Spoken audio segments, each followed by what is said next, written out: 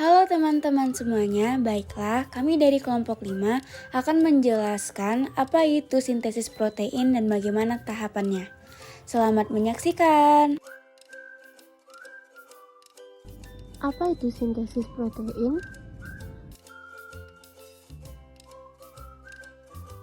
Sintesis protein disebut juga biosintesis protein, adalah proses pembentukan partikel protein dalam bahasan biologi molekuler yang di dalamnya melibatkan sintesis RNA yang dipengaruhi oleh DNA. Komponen-komponen yang berperan dalam proses sintesis protein diantaranya inti sel, ribosom, REK retikulum endoplasma kasar, asam amino, DNA, RNA, dan enzim. Suatu sintesis protein dikatakan berakhir jika terjadi tahap terminasi. Tahap terminasi terjadi jika bertemu codon stop yaitu UAA, UAG, atau UGA. Tahap terminasi terjadi di proses translasi pada sintesis protein. Sintesis protein terdiri dari dua tahap. Yang pertama transkripsi, yaitu dari DNA menjadi mRNA. Yang kedua translasi, yaitu dari mRNA menjadi protein. Transkripsi. RNA yang terkandung di dalam nukleus akan dihampiri oleh RNA polimerase. Inisiasi terjadi saat RNA polimerase melekat pada daerah promotor gen. Pada saat itu, RNA polimerase akan memulai membentuk RNA melalui cetakan DNA template.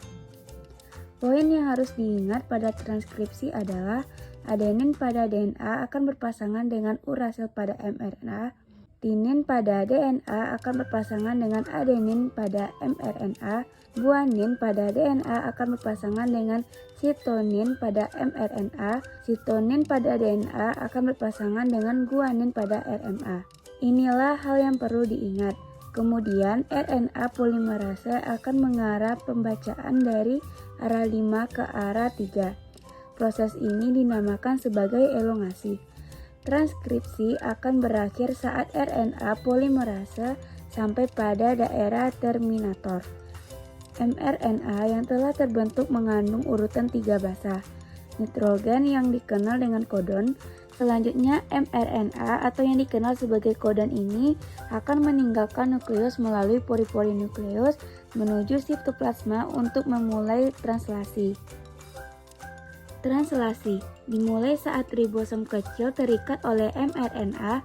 Ribosom kecil ini bergerak dari arah 5 ke arah 3. Ketika sudah menemukan kodon UAG, tRNA yang membawa asam amino, metionin, dan kodon UAC akan melekat pada mRNA. Kemudian setelah tRNA terikat pada mRNA, maka ribosom unit besar akan datang dan terikat juga bersama ribosom kecil untuk menepati proses inisiasi. Ribosom unit besar memiliki 3 daerah. Daerah A adalah daerah aseptrocyte, daerah P adalah peptidosite, dan daerah E adalah excisocyte. Saat terjadi proses elongasi, asam amino yang akan dibawa oleh rantai mRNA oleh RNA transfer dengan membawa antikodon untuk dapat mengetahui jenis asam amino yang mengkodon. Misal kodon GUA, maka asam amino terbentuk adalah metonin. Begitupun selanjutnya, asam amino yang baru ini akan memasuki daerah A, lalu ikatan peptida akan terbentuk di antara asam amino pada daerah P. Saat itu ribosom akan berpindah triple kodon lain yang ada di mRNA sehingga tRNA sudah melepaskan asam aminonya akan berada di daerah E dan bersiap keluar. Kemudian daerah A bersiap untuk menepati tRNA yang baru. Siklus ini akan terus berulang sampai pada tahap terminasi. Terminasi terjadi ketika salah satu dari 3 stop kodon berada di titik A. Kodon ini dikenali oleh protein yang dikenal sebagai release faktornya. Saat release faktor masuk ke daerah A, secara otomatis polipeptida akan rilis dari ribosom. dan ribosom pun akan terpisah dan bersiap untuk melakukan translasi yang baru. Sekian dari kami, terima kasih teman-teman.